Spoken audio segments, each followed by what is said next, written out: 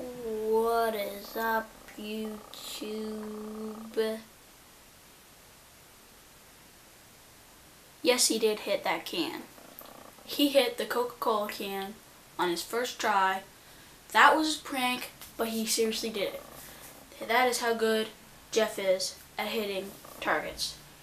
So, the prank was, we were going to say that he was going to shoot at the brick. But in reality, he was shooting at the Coca-Cola can. And he actually did it. That was pretty boss, you have to admit. So, please thumbs up for that. Hit the like button.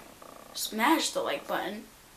And comment and tell us what you thought. And we'll see you next time on our next trick shot video. So peace out from Wall Breach. I'm out.